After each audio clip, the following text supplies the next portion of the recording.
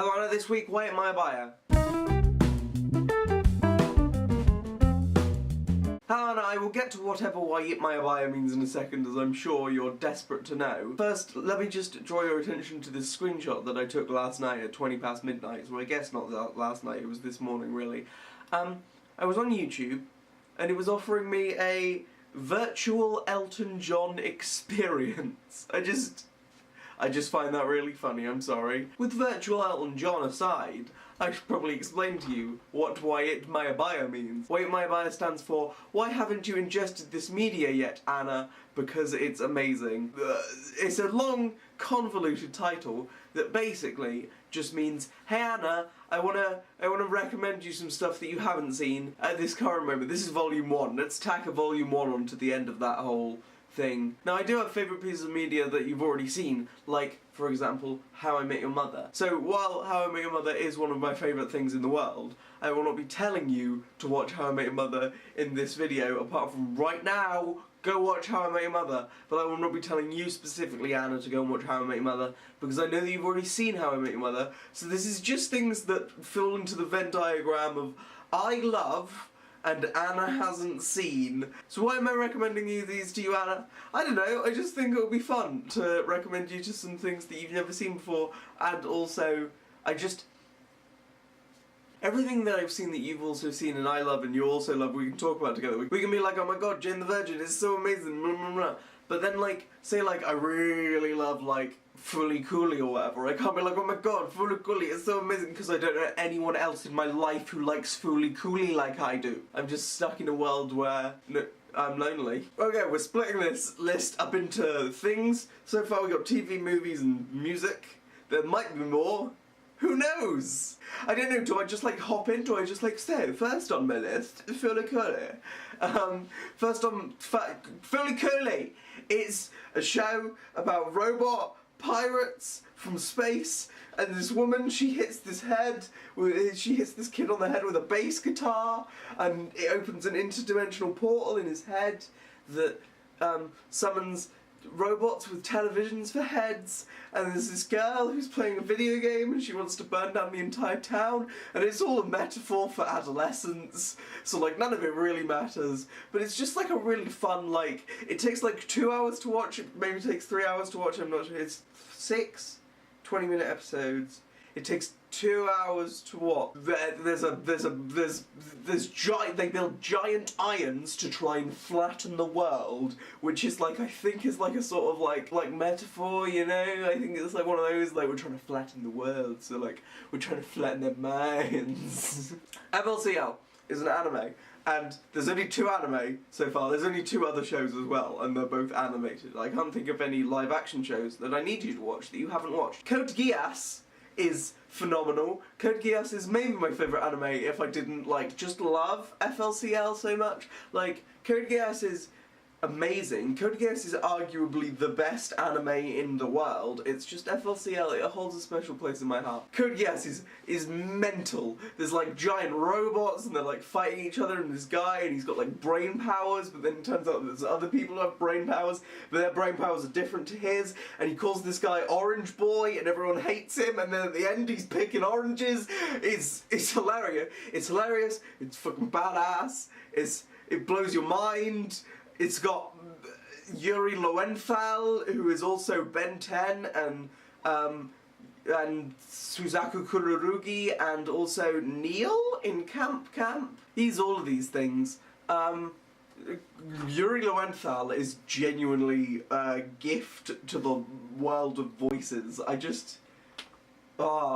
Yuri Lowenthal is my boy. You knew this one was coming, the lighting's probably changed, it's been about 2 hours, could you tell? You knew this one was coming, it's Steven Universe. Steven Universe may be my favourite show of all time, ever. It's a kids' cartoon that just compresses all of that kids stuff into the kids stuff, and then all of the intense shit that like makes you cry and makes you happy, they compress all that shit into separate, and they keep them separate but they like intertwine them in the most beautiful way ever. A kids show about gay space rocks, like you don't think that's possible until you see this, and you're like, oh yeah, that's totally a kid's show, but at the same time it's the most adorable, just,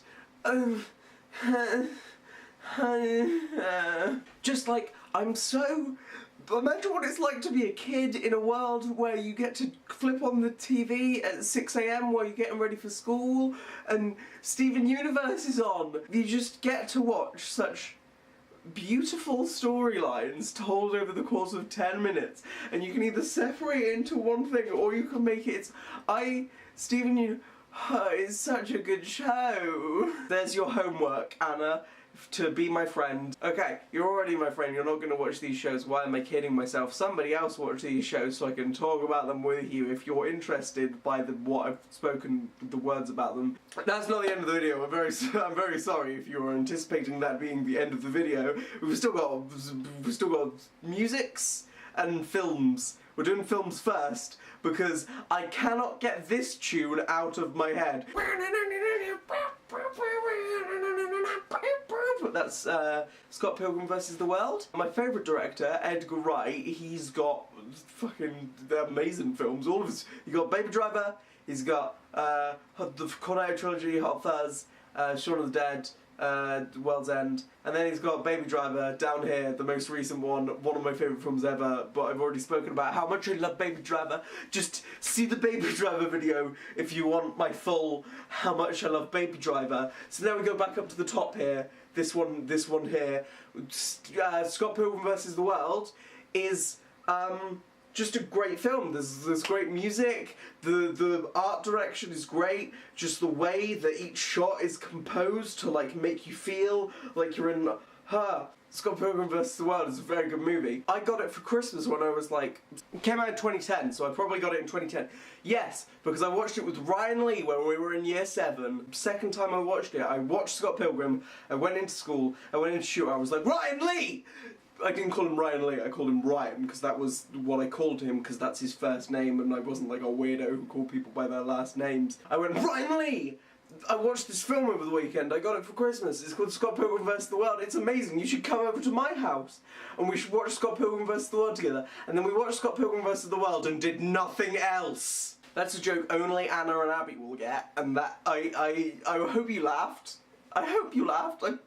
It's hot in my room, I've opened my door, I can't do anything more.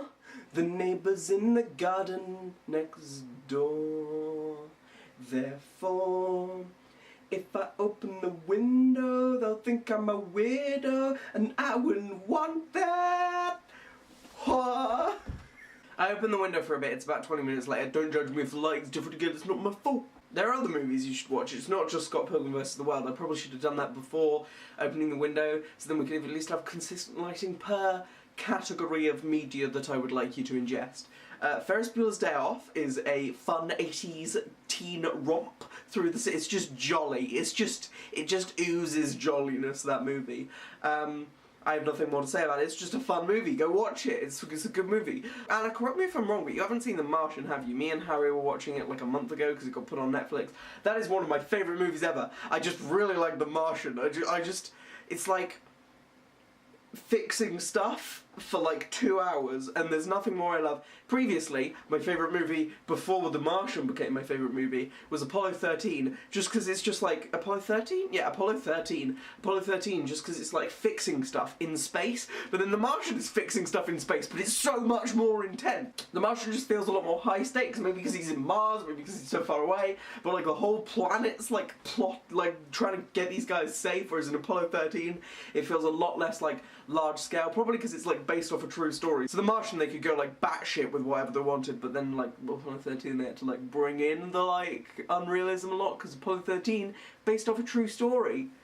Tom Hanks actually went to space for that movie, true story. Hi, what would you like in your George Burrows video? Oh, I'd like consistent lighting, please? No! The lighting is not consistent. Here at George Burrows, we do our best to make the lighting as inconsistent as possible. Well, I mean, maybe if I didn't stop every 2 seconds to go message me, and maybe take breaks because it gets hot in my room because I'm shouting a lot, maybe the lighting would be a bit more consistent. Who are you criticising, Georgia? You're just criticising yourself at this point. Stop it.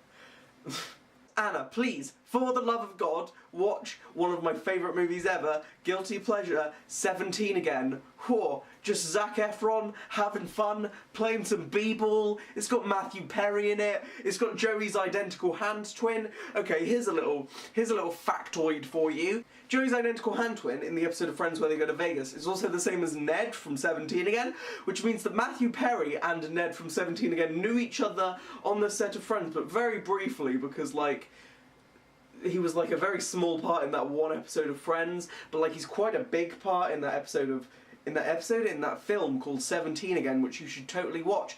Now we move on to the music section of the video, because I've already pushed movies and TV on yourself, so you can and movies and TV you have to be at like a computer or like a television to watch these things, but music you can listen to on the go. I sound like I'm in a 50s commercial for music. With the new radio musical telephone, you can listen to radio on the go. That's what people from the 50s on radio sound like. Jefferson has my vote. We're gonna skip over Hamilton. I would really like it if you listened to Hamilton, but I mean, I feel like if you were going to listen to Hamilton at this point, you already would have done. Just Hamilton's pretty great. If Hamilton just... It's a good show. It's a good musical. It's a show, but it's not a show. You know, it's like a Broadway show. It's a musical that you can listen to with your ear holes. Your homework for this issue of WHYITMYABIA. Your homework for this issue of WHYITMYABIA. Listen to the House of the Rising Sun, the Animals version, not the Bob Dylan version. That's a tune. That's the right tune. It's like, there is a house in New Orleans. I'm only giving you 2 songs to listen to. That's a tune. I just ruined some of it because spoilers for a song shouldn't really exist. But if you sing the song, is that a spoiler for a song? I would also, as well as House of the Rising Sun, which you have already listened to, you've paused the video and you've gone to listen to House of the Rising Sun, and then you're like, whoa, this was such a good recommendation. I should watch and listen to everything that she's suggested so far. Peaches by the President of the United States of America. It's a good song. It's nature's candy in a can or a pie. It's just he loves peaches. It's just a song and a guy and he's just singing about how much he loves peaches. I should probably look up if peaches has a deeper meaning before I sound like an idiot. It's just like, oh, you love peaches. The meaning of peaches, apparently, according to Wikipedia, I've just found it, I haven't made a mistake, he just really likes peaches. Lead singer Chris Ballou has stated that he wrote Peaches about a girl he once had a crush on. He allegedly wrote this song after sitting under a peach tree she had in her yard while waiting for her to arrive to finally know that he liked her. So she arrives home from college or school one day and she's like, oh hi Chris Ballou, what are you doing in my garden? And he's like, I wrote a song about how much I love peaches because I love you. That's all of the recommendations I have for you for this video. I'll do another one in a while. I've got 52 of these to go. I'm sure I can just milk this format for some more shit at some point when I run out of ideas, like I ran out of ideas this week. But I didn't actually run out of ideas because this itself is an idea. You can never run out of ideas, much like you can never do nothing. Thank you for watching this video, Anna. I'll see you next week. I can smell KFC. It's a stroke. And House of the Rising Sun by the Animals. Alright, all done. But, do you really care that much about Peaches by the President of the United States of America? Yes, especially the line where he says nature's candy in a can or a pie. That's ridiculous. Oh, I'm sorry, I didn't realise you got to make decisions. Fine.